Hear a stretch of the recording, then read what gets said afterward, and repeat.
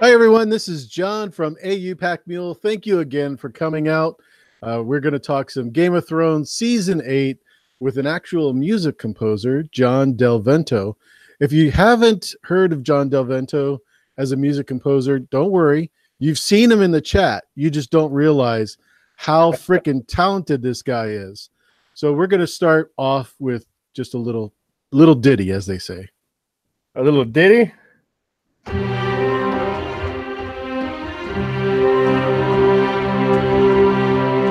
Sing along at home, kids.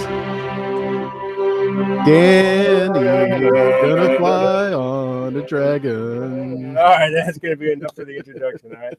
Hey, how's it going, everybody? Like my good friend and colleague, AU Pac-Meal said, I'm a frequent chatter, and it's really cool to be here on the other end of the screen here. My name's John Delvento, as he said. I'm a music composer, self-employed here, and I work out of my studio right here, writing music every day, and it's a lot of fun and a lot of work, and it's been great to be a part of the community very recently and kind of offer my opinions and thoughts about various theories, as well as what I do, which is music. So it was really cool to link up with you and kind of say, hey, let's talk about something different, some music and some soundtrack stuff, and that's right up my alley. But it's just cool to be in your chats all the time and be with all the people.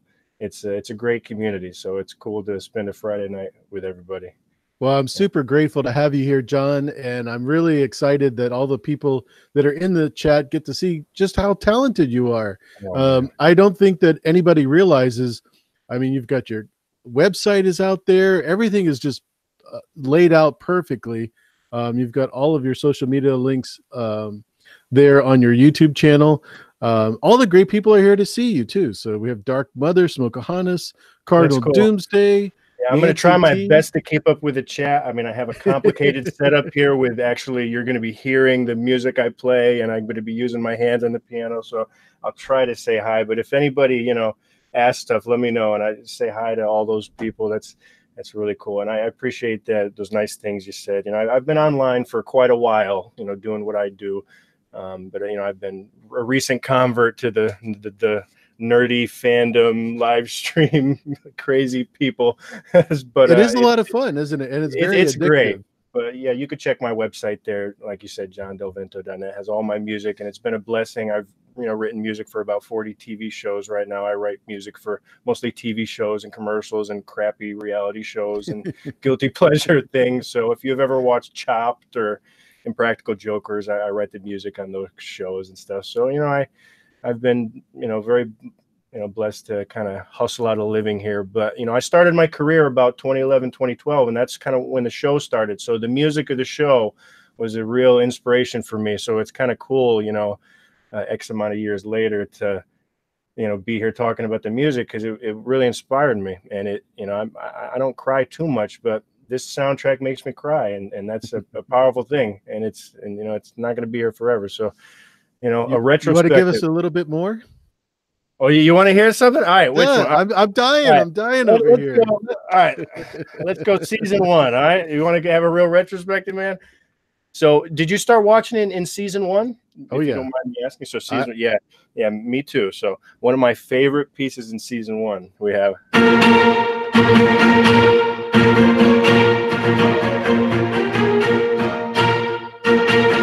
it is.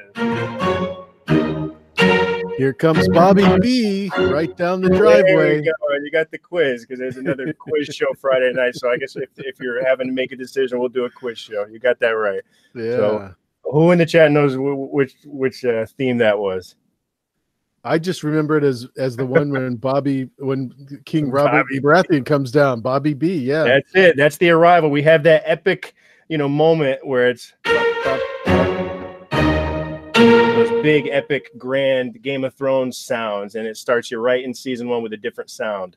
We don't have flutes and magical Harry Potter sounds. We have big, epic strings, and we have drums. We have a different sound, and we have a different kind of soundtrack. So that's season 1 right there. I just remember Bran looking like, oh, around and climbing. And, he was so tiny now. He's so handsome now. yeah. Oh my God! When you watch season 1, he's like this. He's got the bowl cut and everything, like just like my mother used to cut my hair with a straight line.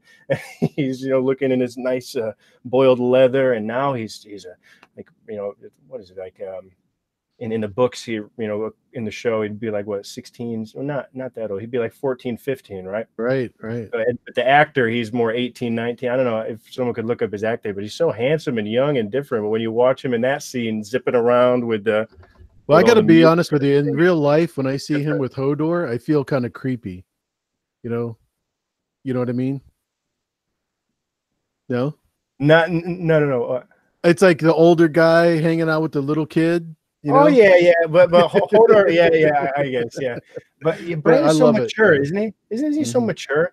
Like he grows up so fast, and it's remarkable. And I've been reading the books for a while in the show. I really am impressed at how young they are. Sometimes in the show you don't realize how young they are, and Bran grows up so fast. But that's funny. I guess it is kind of creepy. Hodor's pretty old. He's got a gray beard. He's mucking around. I'm just waiting for him to jump on his back, Yeah, but and Hodor, you got me thinking about that scene. We have some crazy sounds and strings, strange things like this. I don't know if you could hear that on your end. Oh yeah, I hear it great. Creepiness, these string rips.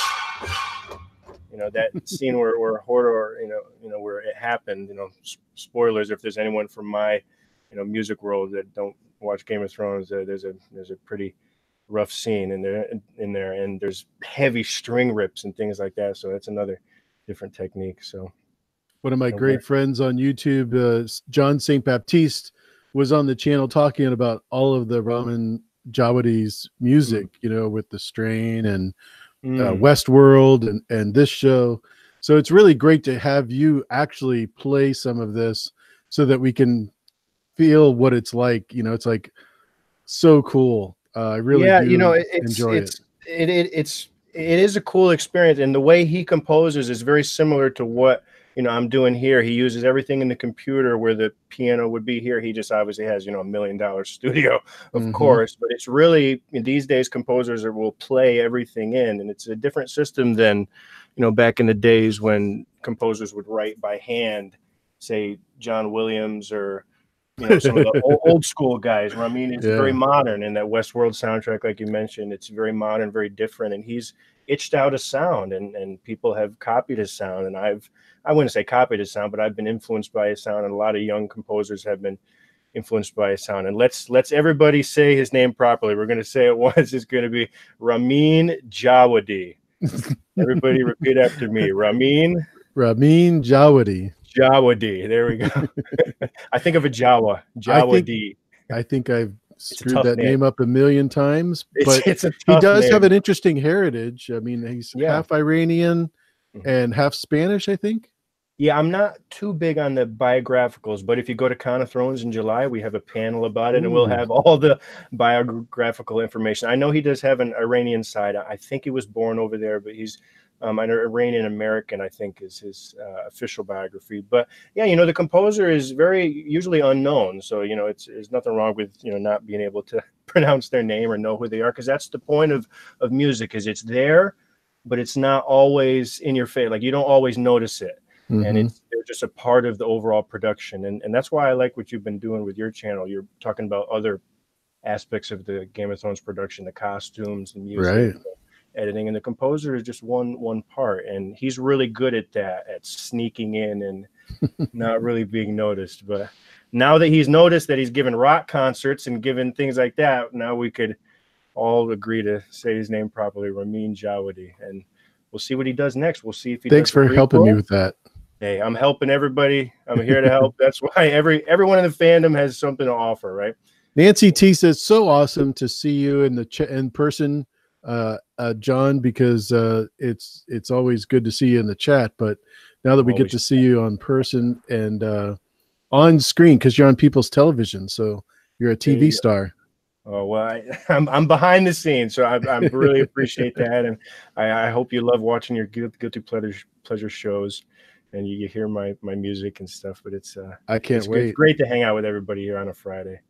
And you dropped a little gem in that comment before about being at Con of Thrones, but you're also going to be on a panel. So tell us a little bit about that. Yeah, so that came out of nowhere. So yeah, you know, I've been a recent convert to the fandom community, but I've been a huge fan. And actually, I read the first book in 1997. So, and I've been basically a nerd my whole life and a convention goer. But I'm a recent convert to the fandom here because I'm excited for the last season. And you know, the con came up, and people have been, you know, interested in music and asking me questions about music. So I said, you know, let's put a panel idea, and I put a small presentation together.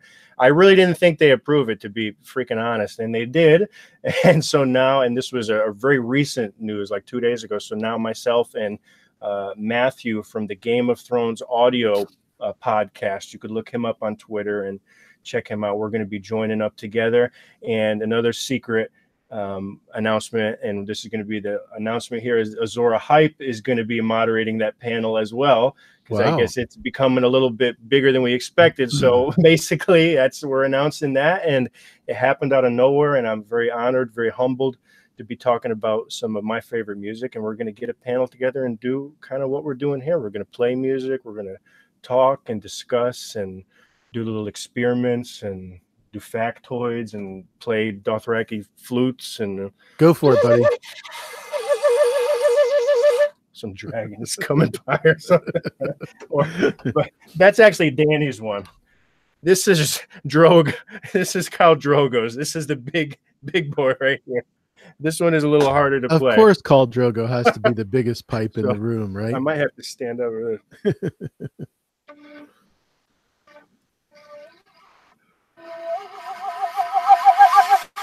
And that's the real sound that you hear in the show, but it's a real hard to play. This is actually the Armenian Duduk that you hear in the show. Armenian, that's really cool, because that's a country that they actually film in, isn't it? Yeah, I'm not sure. I bet someone in the chat knows, but I do know, because I do listen to a lot of George R.R. Martin interviews. I'm just a big fan of his, even his other A Song Ice and Fireworks. I've read Ice Dragon and Wild Cards and things. So I listen to a lot of his interviews, and he was inspired by Moguls and Armenian culture. People tend to say it was like Arabic or Turkish, which is not true. He was inspired by more of those kind of cultures. So I think Ramin made a good decision by using that flute and the drums to create more of that Asian vibe. And it is a special instrument, and it's a favorite among a lot of composers because it has a certain human sound. It's an ancient instrument. It's one of the oldest instruments in history. I mean, thousands of years old. So it has a certain feeling to it. So Game of Thrones has a different soundscape, you know, and we'll see if we ever hear something like that again on TV, man. It's you said earlier you were a nerd. You've always been a nerd, but you also have an interesting music background in hip hop. So tell us a little bit about that start. Well, yeah, I mean, I'm basically a New York guy. I mean, I was born in Bridgeport, Connecticut, New York, around in 80s, 90s. So hip hop was my life, and I was always a music student. Good, hardworking middle class family. So I always loved listening to hip hop and all the emotions that brought and stuff like that. But when I went to music school, I studied classical music, and I started to get kind of disenfranchised. It kind of got a little boring. So I just was always hanging out with the hip hop people. So I basically started learning electronic music with hip hop, and I actually, did a lot of electronic music like that. But then I realized, that you can't really make a career like that. There's a little money in there if you're really lucky, but there's not a lot of money for everybody. So I branched out into more popular music, like, commercial music and jingles and TV music and film music, and it's worked out well. But you got that little factoid. I was a hip hop producer way back, and when I say way back, I only mean like 15 years. I don't have gray hair like you. Yeah, 1920s. I'm sorry. You look great, by the way. You look great. You really do. Listen, you don't have to butter me up. I'm already there. I mean 15 years or so, but that was my start. No, everybody knows I'm the OG of Westeros, so there's no problem with saying I'm old. You are the OG.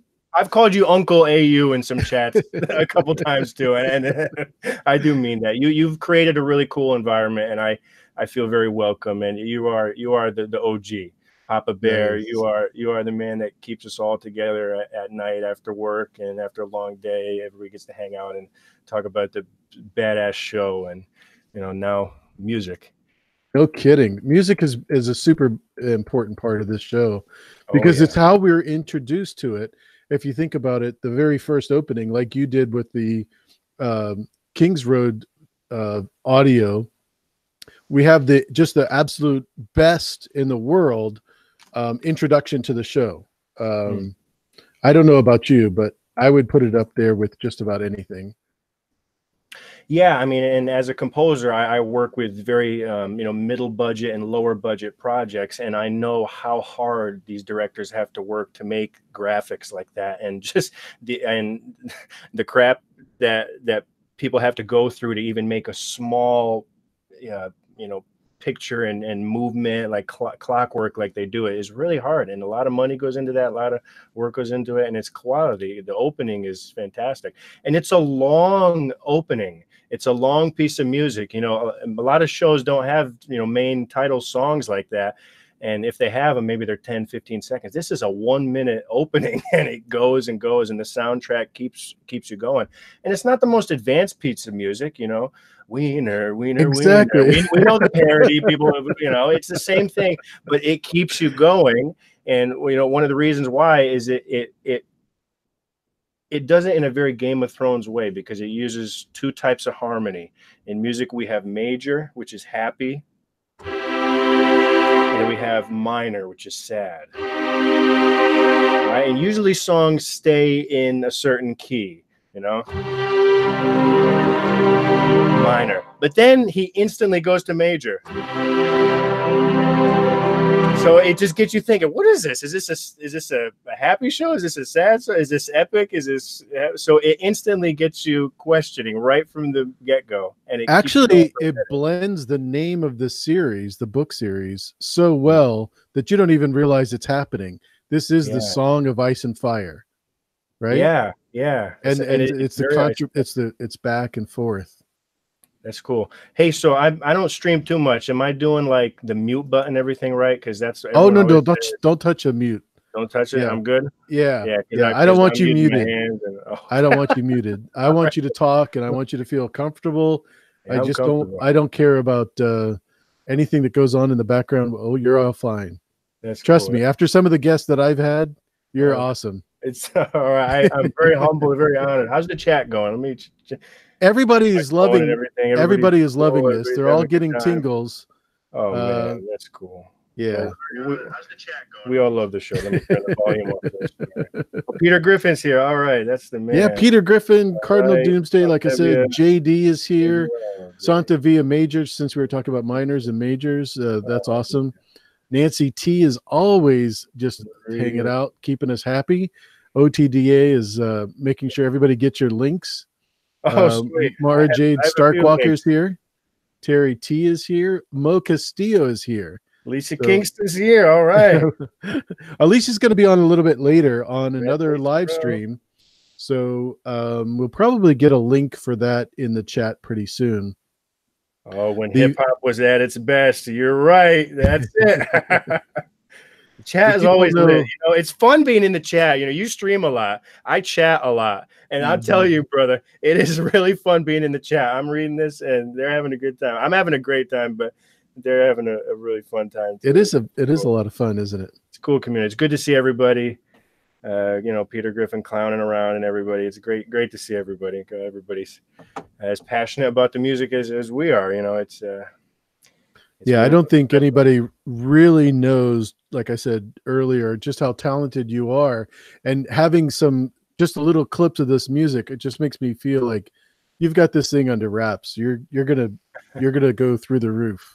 Well, I mean, this is what I do for a job, so I treat it like that, and I do it every day. So it's a blessing, but it's different. And anybody that works from home, whether they're an accountant or an artist or a content creator or a writer, they know it's a certain type of grind. But I do it and I enjoy it, and it's fun, and I enjoy analyzing this music because it's badass.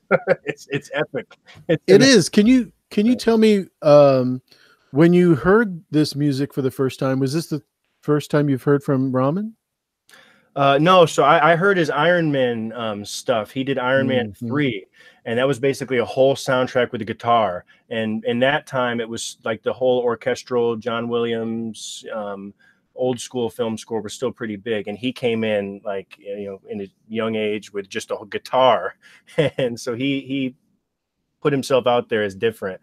And Game of Thrones was originally supposed to have a different composer because, you know, Ramin was so busy. And he ended up getting the job just being known for a new, epic, edgy composer. So he was always known as an edgy composer, even way back in Iron Man 3 days. And he did a couple video games and just more gritty projects. He wasn't doing love stories. He wasn't doing dramas. He was doing like superhero movies and zombies and just, you know, killing music. So he had a niche, and I've known about him. And like I said earlier, I started my career basically with his music, you know, in the Game of Thrones show. So he's still to this day one of my favorite composers. Westworld, you mentioned, and several other projects. And now he's performing his music live, which is not very common. Usually composers stay in their caves, but he's out there selling out shows like you know, Mick Jagger here. He's got like a packed crowd, you know, for Game of Thrones music. How awesome is that? And I bet there's some people in the chat that have probably been to a concert because the tour has gone everywhere. So he's very big in many ways. And he graduated summa cum laude from Berklee College of Music. So he's no slouch. He's a Renaissance man. Yeah, nice. He's a hardworking composer. The Imagination Realm dropped a $2 super chat. Thank you so much for that. That is so very nice of you. So unnecessary. I appreciate you being here.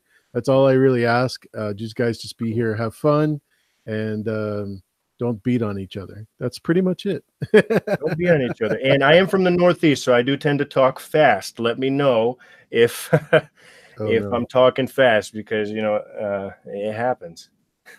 You're a West Coast guy. That's why you look so good, because you have a relaxed life. Dude, I was born in Miami, so really? I grew up and spent most of my life in Florida. So yeah. How'd you get out there? The police. No, just kidding. No, play the Cops theme song. I really wanted to come out for a vacation, and it turns out I got a chance to come out for work, and I never looked back. I just loved it out here. So yeah, weather is always a motivating factor sometimes. My parents just finally retired, and they got the hell out of, I'm in Connecticut. They got the heck out, and they're enjoying the warm weather in the West Coast. Good for them. Good for them. Yeah, it's nice. Cardinal Doomsday liked the police one better, but yeah, the truth is I came out here in June, and you guys. That's right.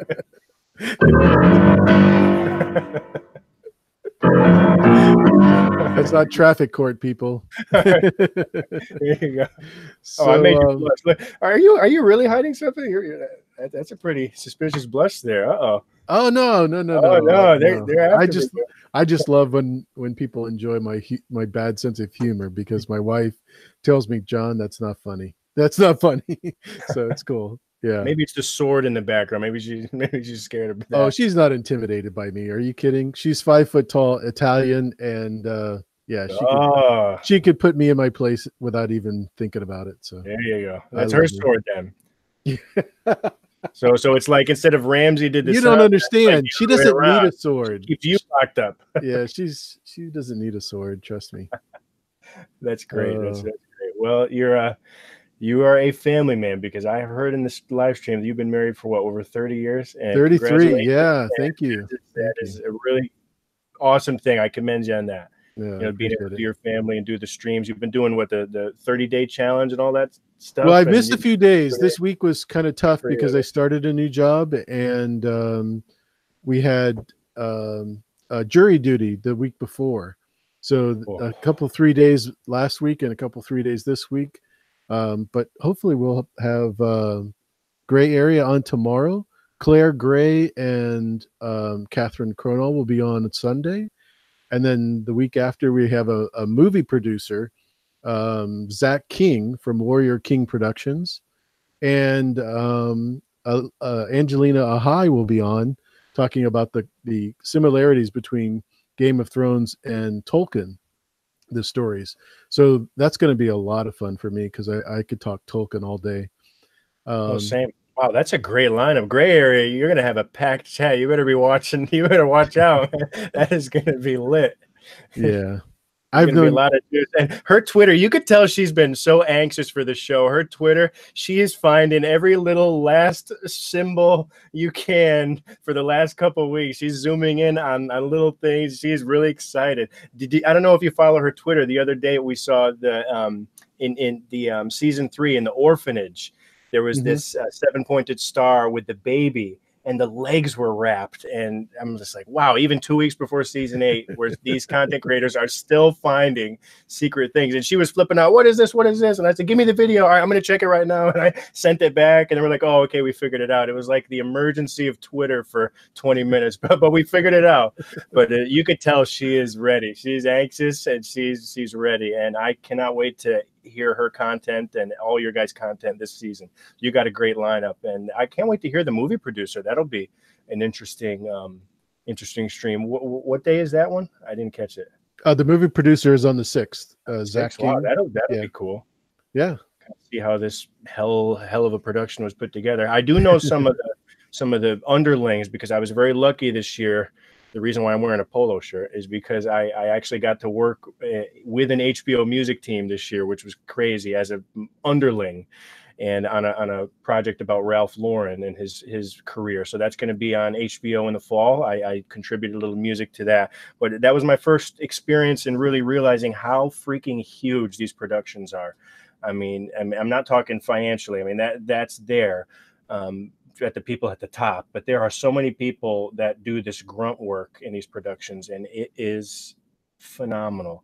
I mean, the hard work they do. I did a very small documentary, and it almost made me lose my mind. I cannot imagine how these producers put a show like Game of Thrones together. So I really, can't wait to hear your producers' perspective on April 6th, because they really see a certain side that up until now I didn't realize how intense it really is to put a production together. It's so much people fun. People criticize D&D a lot. I mean, it's an easy target, but I will never do it. I always forget, these guys are starting off this way. It's not, this isn't something they've been doing their whole professional career. And, so I didn't really want to give them any excuses, because I really don't like some of the things they've done. But after thinking about it, they really lost the confidence of George, and the books material wasn't there specifically like it was for the first 5 or the first 4, really. I think when they first met, there was just 3 books, right? Yeah. And that's actually very important, because when the infamous Reigns of Castamere theme was written, I should be a little lower than that. Sorry about that.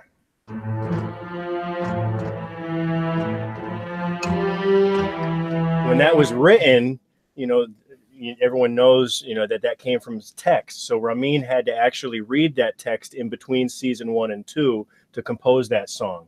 And the text is from Storm of Swords. It's from Storm of Swords, right? Yeah. Oh, definitely. Yeah, I'm pretty sure. Yeah. So that was an example of the composer actually taking the lyrics and reading the book, and he created the infamous, like I said, Reigns of Castamere theme that I just played. He created that after reading the book, and that's probably the most popular, piece from the whole series. I mean, I think the chat would probably agree with that. Every wedding has that song playing now, don't they?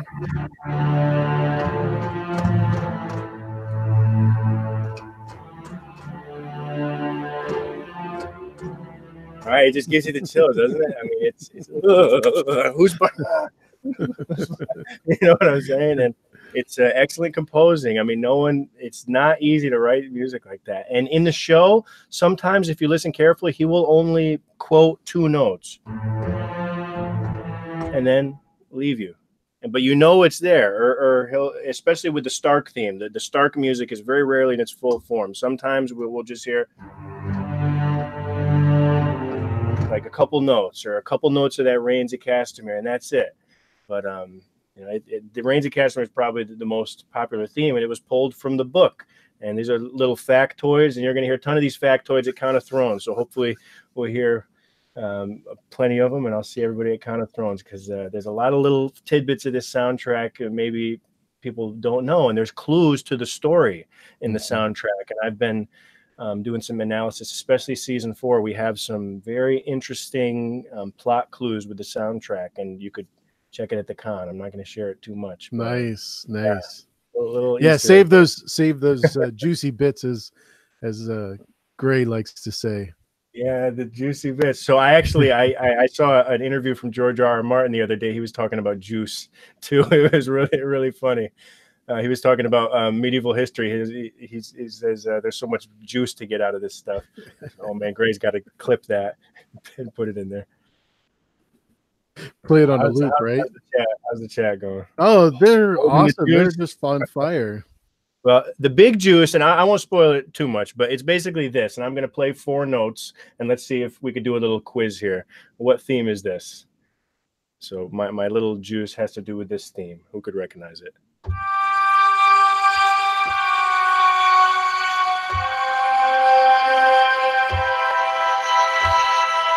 Okay, I just played 4 notes. Let's see who can guess the theme.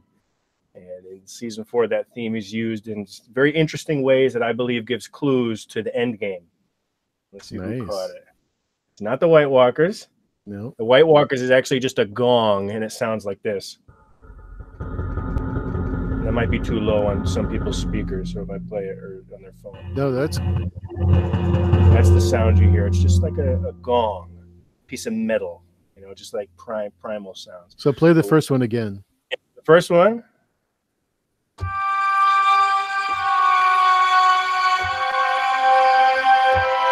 Sometimes it's like that, and sometimes it accompanies a male character, and it's more like this.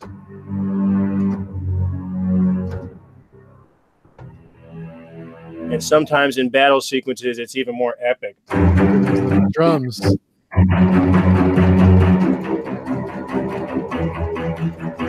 then, yeah, then of course you have the. Oh, sorry. I don't know if you heard those drums. Yeah, it sounds like Stannis's war battle cry. Stannis, yes. Who said the Red Woman? Who said the Red Woman? A bunch of people were talking about Melisandre earlier. Oh, really? Sorry, yeah. I following the theme. Yes, that is Melisandre. It's not Melisandre's theme. It's the Lord of Light theme, because it's not just used with Melisandre. We see it used with Beric, Thoros, with various Red Priests. In Marine, I call it the Lord of Light theme, and it is also the Stannis theme as well. But my opinion as a composer would be the secondary purpose is the Stannis theme, and sometimes Blackwater, and sometimes when it's fully orchestrated, it is definitely Stannis's theme. But in its pure form is the Lord of Light theme, and it's that creepy. And I think that theme has a real lot to do with the end game. I really do. It's been laid out. If anybody wants to binge watch season 4 a little bit and listen a little bit more, they play it in very interesting ways. And I'm not going to say Stannis isn't dead, but I think the Lord of Light is going to have a bigger contribution in season 8, whatever that means, than we might imagine. And whether the music alone gave clues or there's other clues, I think that's going to be a big theme we hear a lot about. So there's a little tinfoil there for the music. Yeah, that's fantastic. We were talking earlier about the Rains of Castamere and that song, and one of the great things about the TV series that was done, that was in the books differently, was the Rains of Castamere. It was played really badly by the musicians because they weren't musicians; they were assassins. All regular army. From the phrase. So it was excellent that they changed that. I don't know if you remember that from the books, but well, yeah, no, it's the thing I love about A Song of Ice and Fire is the historical reality is that musicians in that time would be playing instruments that were so crappy and so weather beaten and you know, they aren't trained in the music schools, you know, and everything. So I mean, it would have sounded like crap, and I do like that description. But in the shows, yeah, you're right, it was a full piece, and it created a vibe, and that's really the whole point of a soundtrack, and that's what's different between a TV show and a book, or a movie and a book. And Absolutely. you know, I've been a nerd my whole life, so I've been into, I mean, I was around in a great time. We had Lord of the Rings, Harry Potter, Magic the Gathering, Yu-Gi-Oh. I mean, everything was around, especially Lord of the Rings. And you know, the integral part of all the fantasy world is the soundtrack, and books don't have that. Books have to use different ways. So in that scene, that kind of professional Rains of Castamere, was like, oof, it really, you know, something's up. And Alicia Kingston wants to know if you know the theme for the Evil Queen from the Once Upon a Time show. Oh, I really wish I was talented to do that that live request, but I can read music pretty well. So if she gives me a couple minutes, I'm just going to look up the sheet music. While you're doing that, I'm going to say thank you so much, Mo Castillo, for the $4.99 super chat. That is so unnecessary. I really appreciate it. I can't say thank you enough. It's really generous and really nice of you. But just put at AU Pack Mule. I'll be glad to answer any questions. I love the fact that you guys are as generous as you are. That's really nice of you. And you ask while we're looking that up. Oh, did you find it? And the drum. Sorry. No, I just needed the name of that soundtrack one more time, and I'm going to type it in, and I'll see if I could learn it. It was the Evil Queen of the Once Upon a Time. In the scene of Dany's vision, Mo Castillo asked, in the scene of Dany's vision, I've seen videos that you can hear the White Walker theme during her vision in the throne room. Thanks for the stream, AU. Oh, you're very welcome, Mo. I don't know if John caught that, but we'll ask him as soon as he finds this. And yes, and I will probably have caught that, just because I have a big sheet of notes I'm consulting right now for my con panel, where I've basically gone through every episode and looked through the music. So I'm just going to hit Control F and type in vision and see what notes I have here for Dany's vision, because that is a really cool point, and I would have picked up on that. Yes, so there is a little bit of White Walker theme there, yes, and I do have a couple of theories about that, and that goes back to this sound here. So that was a really good catch, Mo Castillo, because I just checked my notes and I confirmed that. Yeah, we do hear the White Walker theme. Now, there's many what I call icy themes. We have the wall theme, which is like kind of this big, like these big two long notes, and it's hard to do with computer instruments. And then we have the White Walker theme, which is basically just a sound. It's like a cold sound. So I call them like the cold sound. So in Dany's vision, we do have that, and it could be the White Walker theme, or it could just be the director saying we need something that sounds cold or something that sounds creepy. But especially in season 8, that could be a real Easter egg. And you know, a quick thing I could spoil is there's a scene where Lord Commander Mormont was talking in the early days, where everyone was, they didn't know what the hell was going on with these whites and everything. And there's a good moment where we hear White Walker themes, and you know, we didn't know anything about the Night King, we didn't know anything about that, and that was early in the season. So these are all musical Easter eggs that are going to come to fruition in season 8. So points like that are very well made, Mo. So I give you props on that, because there are tons of them in this soundtrack, tons of them. The Mormont one was a quick one, I'll just point out, but the Lord of Light theme has tons of them. Dany's theme has tons of little Easter eggs. So you never know what you'll find in this crazy world everybody is obsessed with.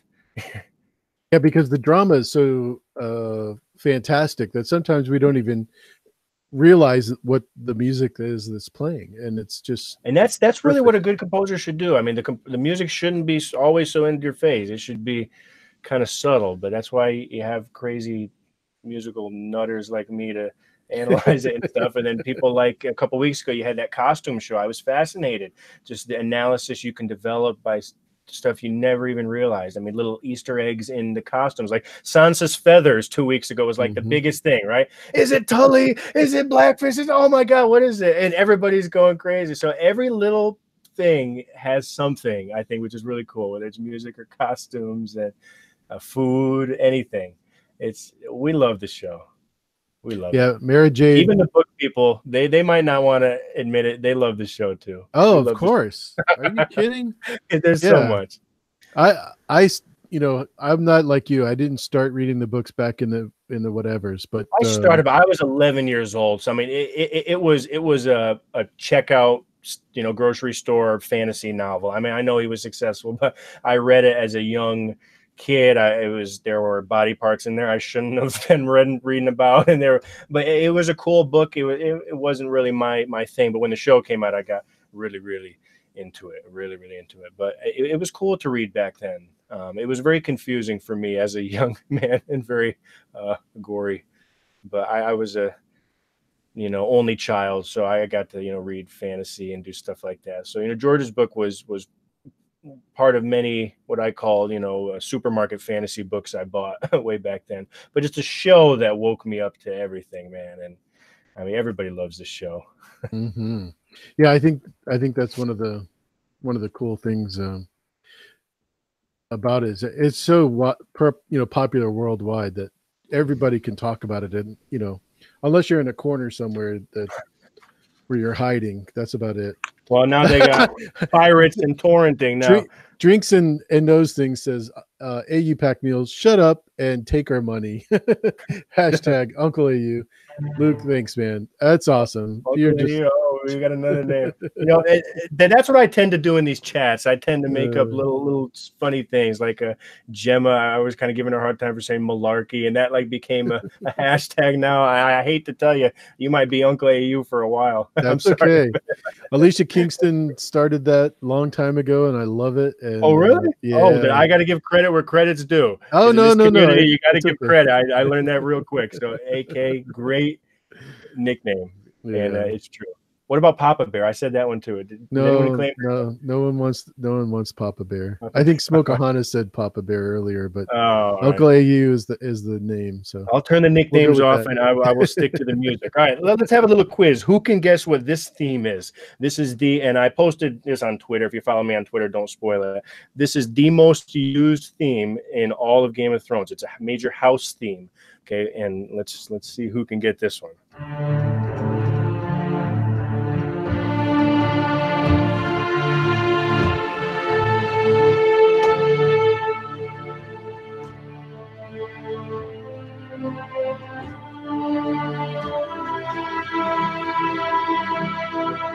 A little bit of it. Who knows what that theme is? The most played theme in all of Game of Thrones. It's introduced in season 2. It was so funny because Plexi Bertrand said, thankfully no one made it Nuncle right as you started playing that. And that is something they always say with the Greyjoys. So it is so appropriate that you put that in. You got it. It's the Greyjoy theme. So recognizable, so simple. And that is the most used theme. I mean, by far, if you did a chart in the whole series, I mean, it's used for many purposes, for many different characters. I mean, you get it with Yar, you get it on the boat, you get it in the bedroom, you get it for Theon, Euron. I mean, Balon and Pike scenes and everything. You get a lot of use of this theme. So that's another maybe tinfoil that I think the Greyjoys have a really big part to play, and bigger part to play in season 8 than maybe we realize. I mean, it is a huge ancient house, and it's a huge, beautiful theme. So that's the most used theme. A little factoid there. It's not the Stark theme. It's not Reigns of Castamere. It is Greyjoy theme. What's so unusual about that is that the original books weren't supposed to have the Greyjoys in it, and they did. George added it for a reason, so it's got to be important. Well, and in the books, Theon's there. I mean, Theon, I'm really not a big fan of in the books. He's such a punk. He's a pain in the ass. But in the show, Theon, I really, I'm not gonna say I related to him I feel for him, and I want to see him do some badass stuff in season 8. I know he is, and I know people are going to cheer for. He's one of those characters that you just want to like. There's a few characters that in season 8 everyone's going for, like the Hound, Theon, or maybe not everyone, but for me, Theon is a great character in the shows. And the book Theon, for me, I wasn't really feeling him too much. He always making stupid joke. He always wanted to like rip cats' heads off and stuff. But he always wanted to do violent things and stuff. But Theon has that heart in the eyes, and when the music comes in, it just has an emotional feel when it moves to D minor to A minor. It's a simple progression. If there's any musicians, it's a simple kind of a sad sound that goes to another sad sound. And it's used in sailor music all the time. There's sea chanties. And when you get that Theon look, it makes you, I don't know if anybody agrees or disagrees, I really feel for Theon in the shows. And it changes.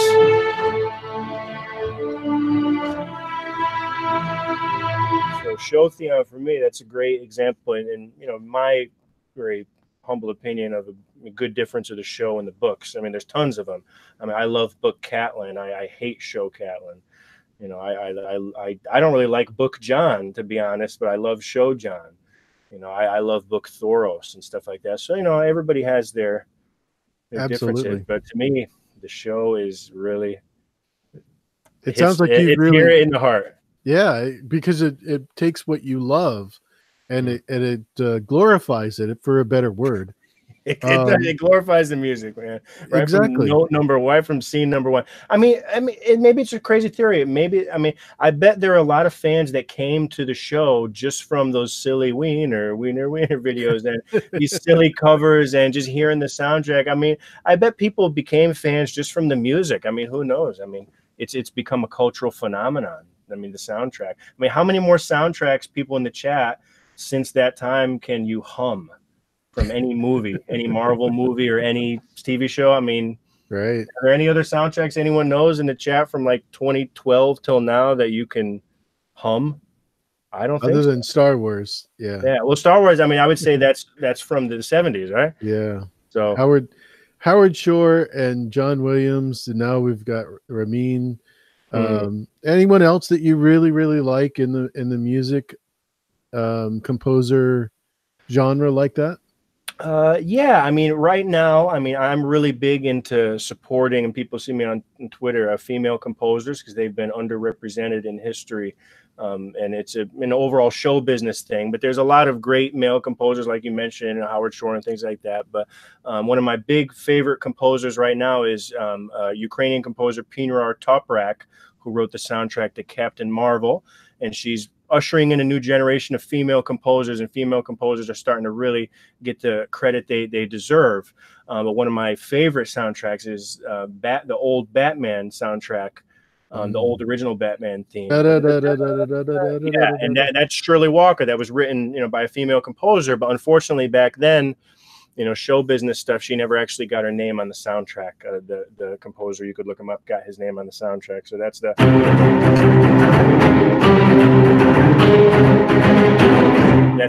soundtrack. So that was actually written by a female composer that never got credit. So I'm really big into female composers as inspirations these days. The big ones, like you always mentioned, William Shore, they're my number one. But Pinar Toprak, if anyone wants to look that name up, she did Captain Marvel, great composer.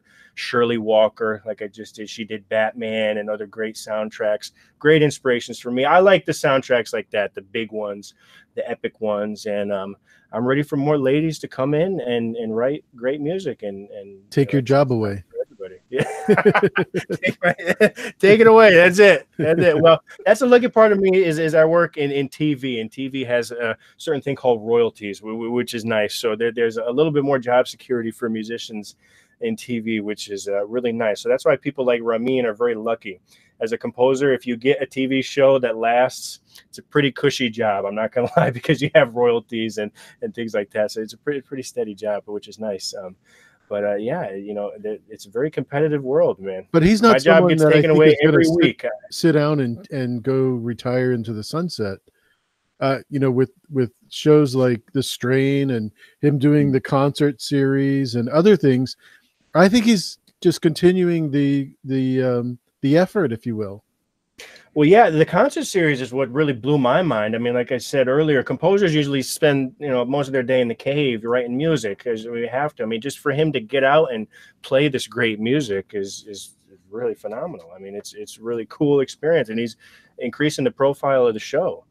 And I mean, I can't wait to see what he has next. We'll see if he's doing the prequel. I mean, maybe I'd like to do the prequel. That'd be nice. I'd like to be the flute on the prequel. Yeah. I'll play the flute. Let me try to play that Dothraki sound better. That sounded like crap last time. Oh, I don't know.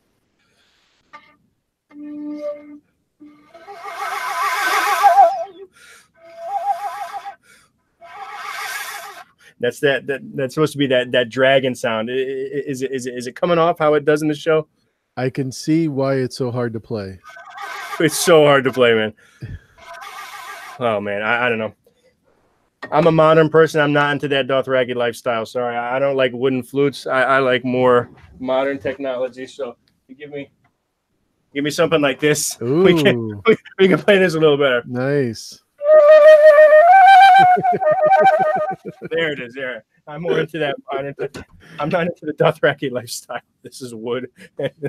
It's hard to play, but why did I do that? You said something about flute. Is that what it was? No, we were talking about having too much fun. Nothing wrong with that. These flutes. Well, what are you doing on a Friday night? Jamming to the Dothraki themes. Dracarys. That's right. Yeah, that is an epic soundtrack for sure. The epic soundtrack is an epic sound. I mean, you could play any of these sounds, and White Walkers are coming. Melisandre's about to, burn someone, for no reason. Stannis is gonna make, some pig-headed decision. that, some Stark, is gonna have something bad happen to him. Oh, I got that. Sorry about that.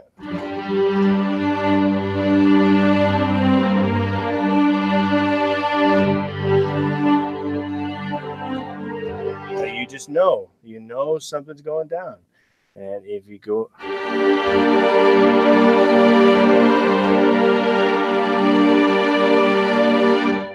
something's going down. I mean, that's the brilliance of Ramin Djawadi. Say it again at home in the chat if you just joined in. Ramin Djawadi. For all you Star Wars fans. So you're a pretty big Star Wars fan, right? Because I'm a member of many nerd subcultures, and I'm a big Star Wars junkie. Because I'm so old. I actually got to see the movie in the theater, and I wasn't four years old. Oh, come on. So did you take a date? No, I wasn't dating. It was before I was dating. So that's smart ass. Yeah. No. I had to try to be subtle there. Oh, Plexi asked an awesome question as always. She says, if you were going to create a character's theme, what would it be, and who would the character be? Any particular character that you've thought of and said, this is their sound? Wow, that's a cool question. I'm thinking of all the character themes that do exist. How about Varys? He doesn't have a song. He doesn't. He sometimes has like the little finger brooding sound, which is just like a low note. It would be cool for Varys to have a theme. I mean, it would be more. It should sound like a mermaid swimming. Oh no, tinfoil. Oh no. Or that's one of the things I love about you is that you are such a fan of everybody's that's on YouTube, and you watch all their videos, and you go to all the live streams, and you hear all the funny theories. Shit's about to happen. Teflon TV just got in the chat. Got to say hi to Tony. Love you, buddy. Tony Teflon. All right, now we got to play. The king is here. We are going to play a certain piece of music because the Don has arrived.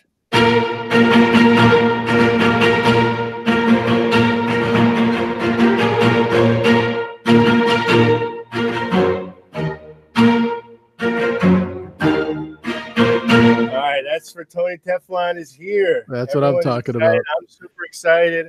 New Except York you do know that he is the king, but he is not a Bobby B fan so much as he is a Stannis fan. Oh, all right. He's a Stannis fan. All right, here we go.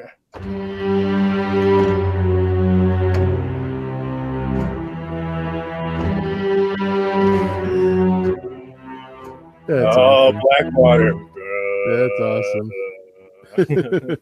When they start playing those drums in that battle, that's just when it gets you want the drums? 10, right? Let me find where this is at.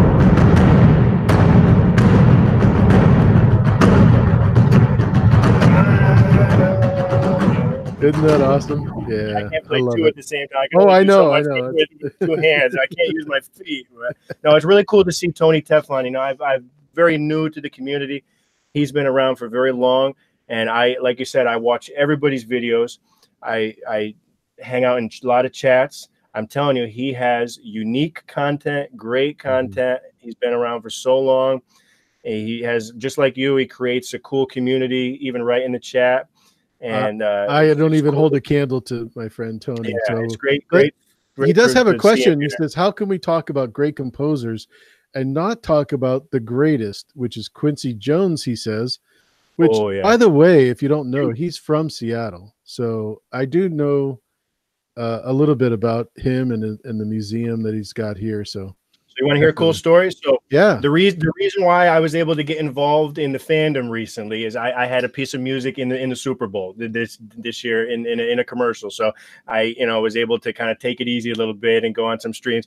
And the reference track and what commercials and TV shows, what they do when they have you write music is they give you a reference. They give you an example to kind of copy. You know what the reference track was?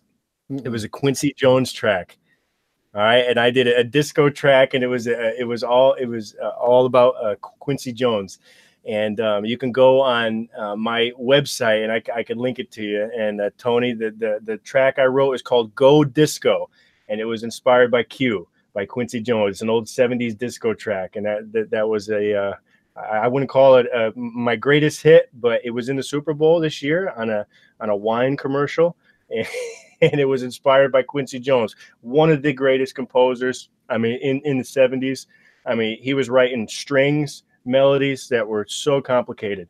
And, people are still obviously using his music for commercial purposes and reference tracks. And there you go. So a little shout out to Quincy Jones, and you can learn a little something about me. Is I was inspired by his music very recently. And by copying his music, I was able to, make a lot of money and be able to take it easy and join the stream. So shout out to Q for giving me that inspiration and the great 70s days when AU Pack Meal was dating and watching Star Wars. But great music. I mean, it's funky music, it's got the groove. And whether it's Game of Thrones groove, whether it's a disco groove, whatever music has a groove as a feel, it's with you. And so shout out to Quincy Jones. I hope that answered Tony's question thoroughly enough, because he deserves a thorough analysis. Anything he answers, stop whatever I'm doing, and I will, whatever he asks, and I'll answer it. But all sarcasm aside, it's really cool to see him here. Cool to see everybody here. It's on a Friday night, talking about Game of Thrones, especially the music, whatever. We're excited. We're really excited, and we're really happy. Speaking of exciting and happy, Erikak Alchemist just joined us all the way from Turkey. I can't say enough about this artist. He's fantastic. I know all of you have seen his work. And if you haven't, I don't know what the hell is going on with you. Well, I appreciate that. Usually people that, do what I do like, kind of TV shows behind the scenes, we don't get credit a lot. So it's cool to hear people actually listen to my music and enjoy it. And I've checked his art as well. Erikak, I've seen him on Facebook a little bit. Fantastic graphics. I mean, absolutely fantastic. And if he's from Turkey, I used to work with Omar Faruk Tekblik. So he should know what that name is. He's a fantastic Turkish flute player who plays the kind of crazy flutes like this, which is used in those Dothraki scenes.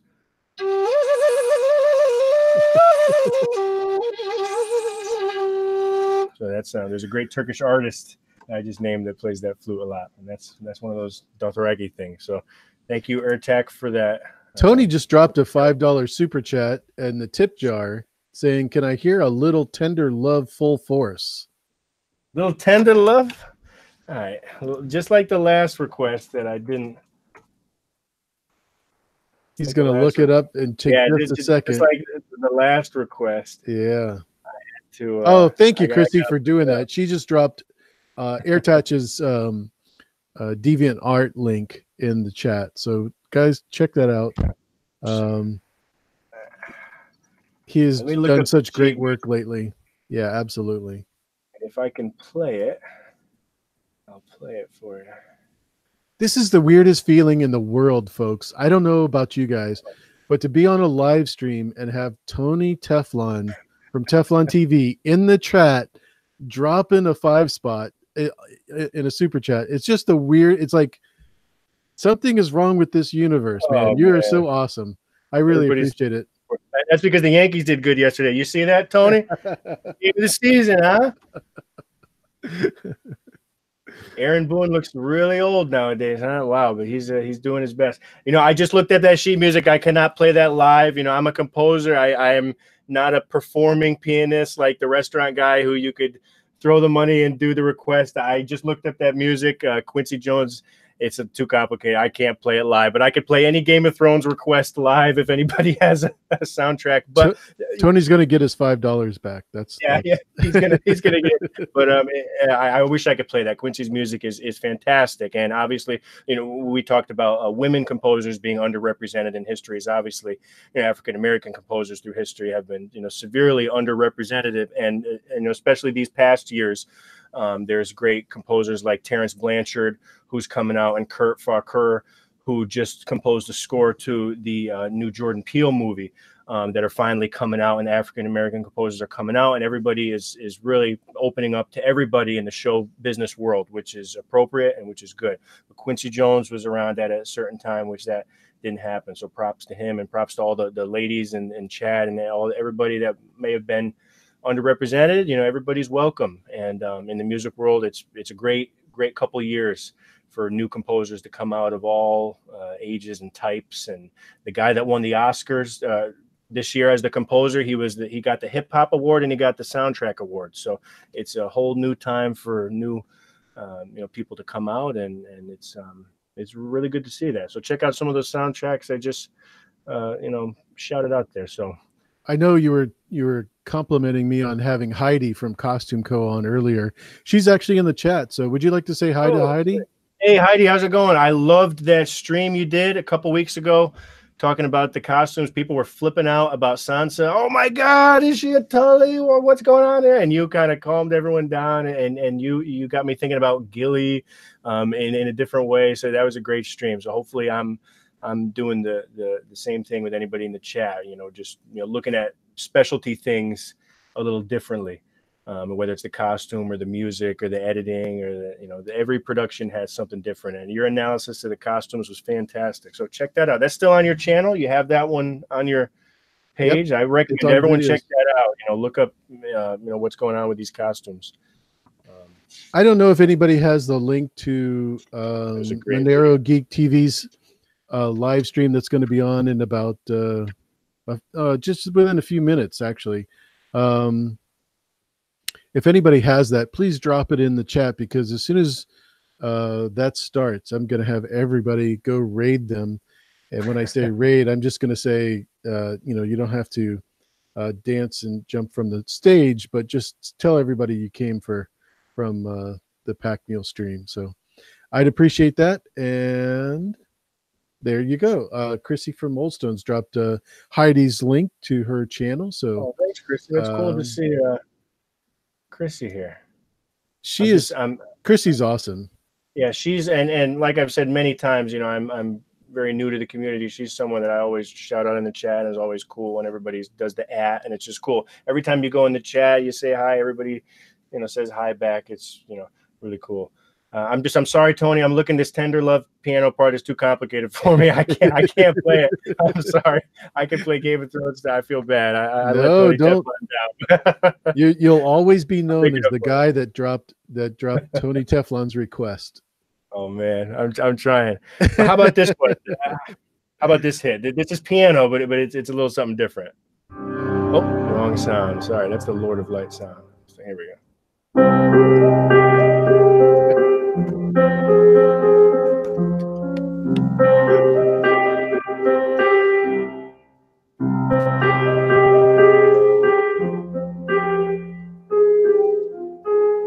Who knows what that one is? Yeah, I had a few wrong notes in there. Sorry about that.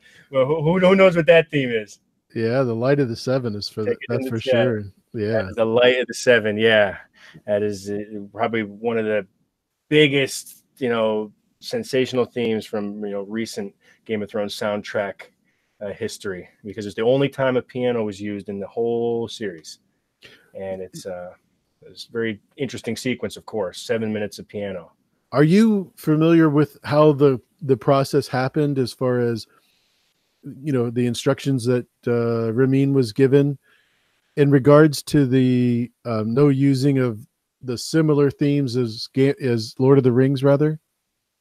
Yeah, and that's the whole thing. I mean, the composer works very carefully with the director on very many levels. That's why I said there's a lot of musical secrets if you look carefully. But yeah, the process is basically a back and forth. And I guess right in the beginning, they said, we don't want flutes, we don't want trumpets, we want a different sound. And that's why they hired Ramin. And he said, let's make it strings, let's make it low, let's make it cello, let's make it really epic, let's make it, strings, let's make it drums, let's make it, whatever this White Walker thing, let's make it different. So, and that sound had been established for 6 seasons. I mean, what the Game of Thrones sound is. And Light of the Seven, I guess what the story is, they just wanted something different. And Ramin actually started it with a harp. That was played with a harp first. Imagine that played with a harp.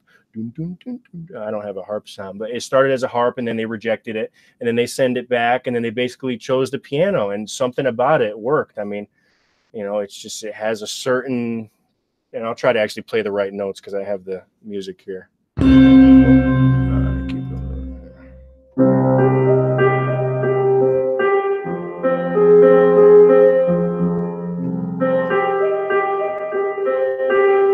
And then it starts to change a little bit. And then it gets even more disturbing a little bit. And back to normal. Does that give you the total chills? You do that for 7 minutes. Yeah, total chills. And then, one of the greatest actresses on the planet is just walking with that face, and boom, and then boom, and then it's just like, damn, son, it's crazy. And the music carries it. And I don't know what people in the chat think. Like, the top theme from the show, is it Reigns of Castamere? Is it Light of the Seven?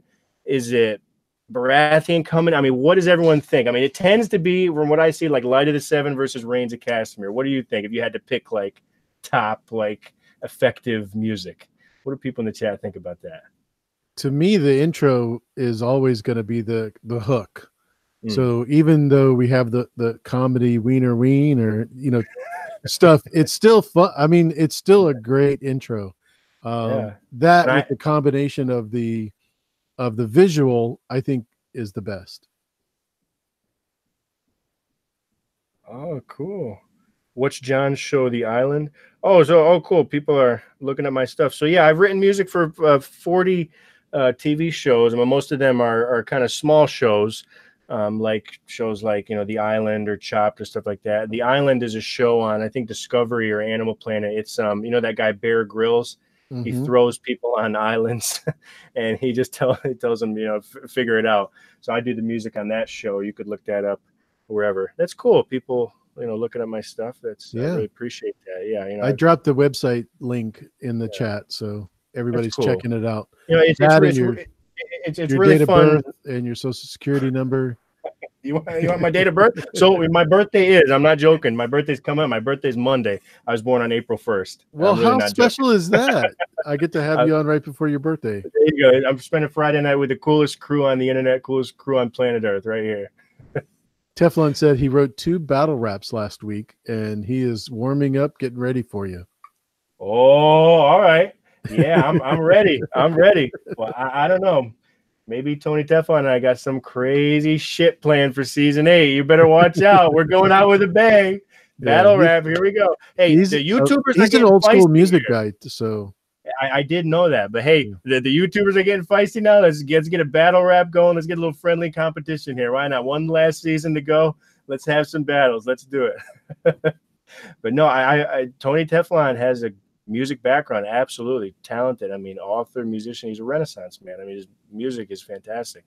That's a great way to describe him. He is East a Renaissance Coast man. Yeah, the best rappers are from the Northeast. Forget it. Everyone likes you. West Coast, Dr. Dre's. East Coast is where it's at. New York rappers all the way. East Coast style. The heart, real music. Like that Renaissance man. He's a real Renaissance man. No doubt. No doubt. But the battle rap, be prepared. You ready to battle rap? Me? Papa Bear? Yeah. No. It's Uncle AU and no Papa Bear and no rap. I have no.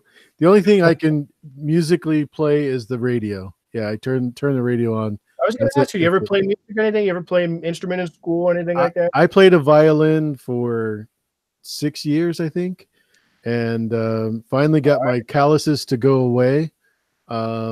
Yeah, I love playing the violin. At Count of Thrones, we're going to do a little live performance on my panel, so we could use some string players. Bring it in. It would sound like the White Walkers talk. That's the way Can you play Mary Had a Little Lamb? Oh, easy. Yeah, that's no problem. Oh, the White Walkers talking. Now that is a certain sound. I mean, that is like that hard home when they're all up there.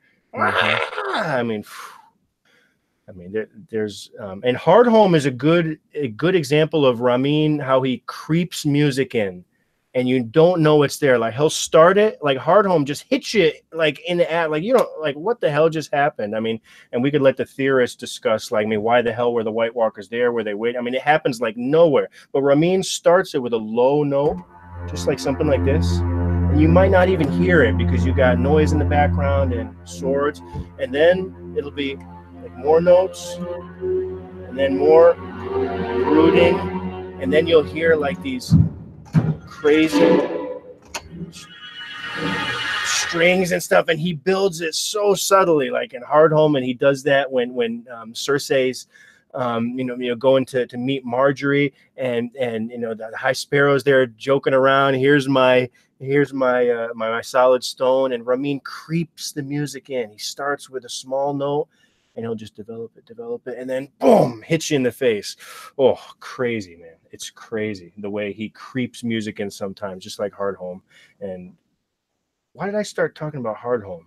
No, we were just talking about music in general, so it just naturally went there. I'm getting excited. Oh, no, I was talking about Count of Thrones, the Count of Thrones panel, because I'm trying to pump that up as much as possible. I hope to see everybody there. Everybody will be there. So everybody knows that T-Baby has a channel. It's just TEE space BABY. And you're going to see T-Baby, Monero Geek TV, Lady Diligence is on. And I want you to just say hi to everybody as you go there. And I really want to say thanks for being here, John. I can't thank you enough. Yeah, I really enjoyed being here. It's a great community. Hope everybody got a nice little sampling of some of the musical analysis you'll see at the con. And I think I'm going to be on a couple live streams coming up on this same topic, because I'm just trying to shop the ideas around and some of the Easter eggs that I mentioned in the soundtrack. If anybody wants to watch season 4 again and listen really carefully to that Lord of Light theme. just take a listen, because if people didn't notice that, now maybe after the stream you might want to just take a listen, because there's some cool stuff in there. So it was a pleasure to be here and share some of those things and my love for the music. And what is next for you, if you don't mind me asking? What's next for me? Well, I do music every day. I come no I mean, as far as YouTube, do you have another stream scheduled? Well, no, I don't. I'm not, really a streamer or stuff like that. But I'm going to be doing a weekly stream with Azora Hype, and this is a little bit of an announcement. Is that every episode, season 8, after every episode, we're going to do a post game. Azora Hype and me on his channel, and it's going to be like a little bit of a panel, and I'm going to be the guy that talks about the music. So he's going to have a little group there as a post game, and everybody's going to talk about their own subject. So I'm going to be doing a little bit of streaming on that. But on my channel, I'm not really a streamer or stuff like that. You can check my channel. I use it more for professional purposes and stuff. But in terms of what's next, I mean, it's a new world. I'm happy to do more streaming and stuff. But like I said, I'll be with Azora Hype, and a couple other people are interested in talking about music a little more, and I'm always willing to do that. Because that's awesome. Well, I hope you get some time to come back on the show. Yeah, I'd love to come with you anytime. And like I said, streaming's not my number one thing. I like being in the chat a lot, but I love to be back with you, and feel free to check out Azora Hype anytime during season 8, or maybe I'll have to take a week off or whatever, or go to anywhere else. I know there's a lot of content creators having streams. I look forward to seeing everybody else's stream in the chat. And Tony Teflon, thank you so much for coming out, and everyone else for coming out. And I'd love to see what you got planned season 8. Are you doing like a pre-game, post-game thing too? Like not the same day. Sundays for me are usually going to actually are pretty busy family wise with church activities and stuff. So but yeah, I'll probably do it on Wednesday, to be honest with you, the way things are going right now. Yeah, it's tough, and there's a lot of channels, and I see Sasa K's in the chat right now. Her and John Baptiste are also going to be doing musical discussions as well, so check that out. I mean, I'm just reading, everybody's got great streams, great events planned on their channels. It's just really great. Everyone's rapping about Queens versus Brooklyn. I mean, I hate to tell you, but that's like a no contest. But so you'll be able to hang out with me for just a few minutes after we drop off. But yeah, sure. Thank you, everybody, again for coming out, spending Friday night. It's great to see everybody enjoy the Game of Thrones season and the soundtrack, and let's enjoy one more season of, in my opinion, some of the greatest music on TV. So have a great evening, everybody. Have a great weekend, and I'll see you after the stream. Absolutely. And thanks again, John, for being here. I'm going to schedule some other time with you again, because I think we kind of could go on for another 2 or 3 hours. We probably could, yeah. And it's probably, a really cool topic, and maybe I could prepare more material, but it was cool to banter. Oh, no, you did awesome, man. I love it. Let's end with one more Dothraki thing. Let's see if I can actually make it play.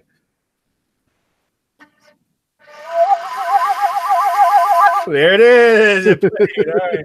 There you go. Now I hope my house doesn't get burnt down. Well, thanks again, John, for being here, and look forward to having you on again. Thanks, everybody. Make sure you go check out T Babies for some fun stuff. She's always good for a lot of fun with her and Lady Diligence and Monero, hopefully. And I think Alicia's going to be on there too. So you guys have a great day. Great. Thanks again, everybody. Great.